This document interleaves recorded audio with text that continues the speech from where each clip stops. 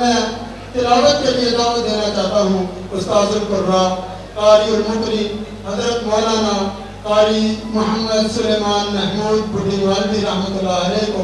आप आए और हमारे दिलों को तिलावत कुरान से मुनव्वर फरमाएं।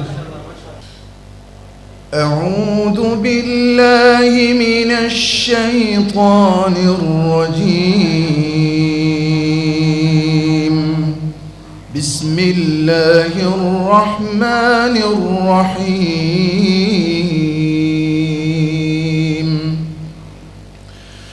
والسماء بنيناها بأيد وإنا لموسعون والأرض فرشناها فنعم الماهدون ومن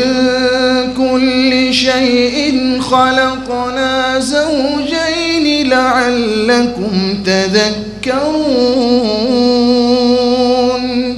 ففروا إلى الله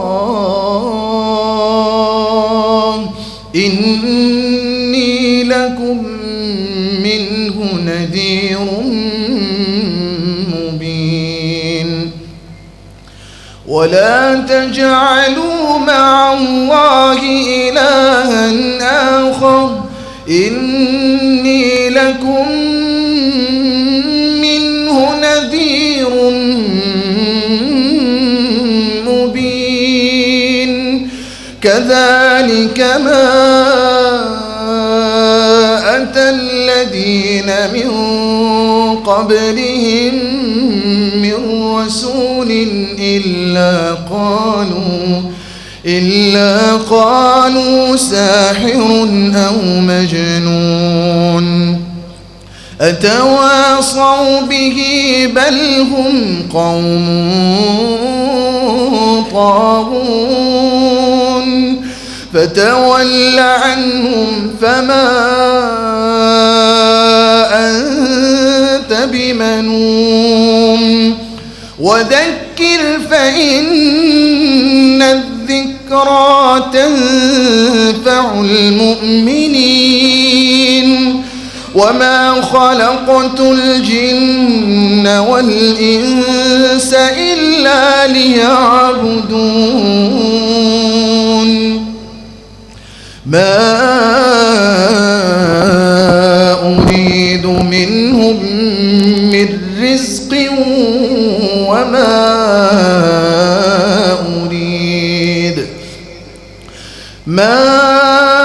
أريد منهم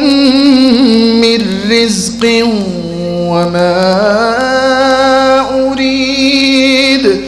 وما خلقت الجن والإنس إلا ليعبدون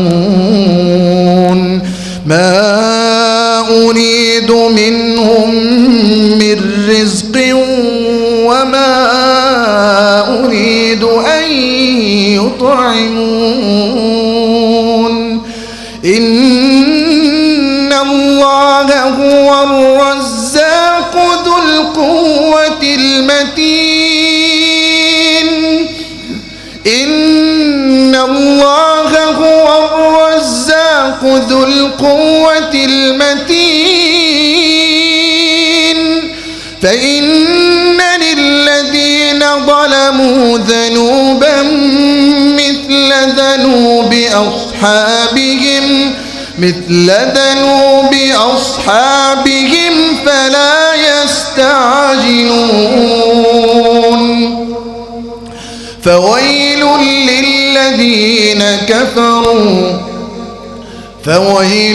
للذين كفروا من يومهم الذي يوعدون.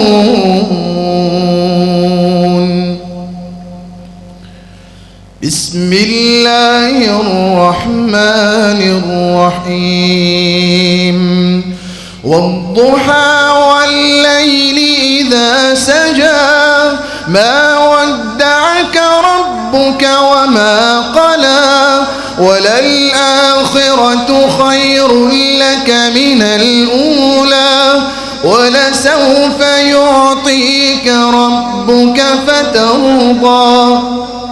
ألم يجدك يتيما فآوى ووجدك ضالا فهدى ووجدك عائلا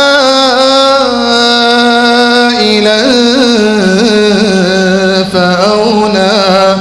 فأما اليتيم فلا تقهر وأما السائل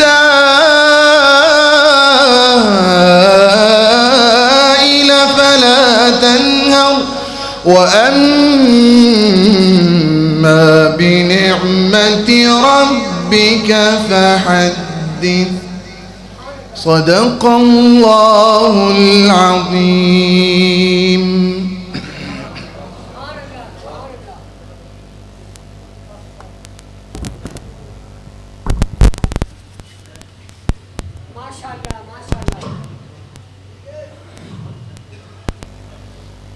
माशाअल्लाह, जज़ाकल्लाह, बारकल्लाह फीक। ये थे मोहतरम जनाब कारी सुलेमान महमूद बुड्ढी मौलवी हफ़िज़हुल्लाह ताला, बड़े ही खूबसूरत अंदाज में और लहज़े दाऊदी के लहजे में हमारे सामने तिलावत कुरान मजीद पेश कर रहे थे। नबी करीम सल्लल्लाहु अलैहि वसल्लम ने एक दफ़ा अबू मूसा अशअरी रज़ियल्लाहु ताला अन्हु की तिलावत सुन के कहा कि ऐ मूसा, तुझे अल्लाह ने वो आवाज़ अता की है, वो लहजा अता किया है, वो सोच अता किया है जो हज़रत दाऊद अलैहिस्सलाम को अता किया था। मुझे याद आ रहा है कि जब हम हरम में काबा में पहुँचे तो फजर की नमाज का टाइम था, जो हमें पहली नमाज वहाँ मिली, तो हमने वो पहली नमाज जो अदा की, हम नमाज पढ़ते गए, कुरान सुनते गए और आँखों से आंसुओं की झड़ियाँ और लड़ियाँ बहती गई। आज जब ये कारी साहब का कुरान हम सुन रहे थे तो वही यादें ताज़ा हो गई, वही यादें, वही मनाज़र ज़हन के अंदर आ गए कि जब मैंने अपनी आँखों को बंद किया और तसव्वुर की दुनिया में पहुँचा तो मुझे यूँ ही लगा जैसे मैं हरम काबा के सहन में मौजूद हूँ। अल्लाह रब्बुल इज़्ज़त, मैं दुआ करूँ कि अल्लाह इनके इल्म व अमल में, इनकी आवाज़ में बरकत फरमाए।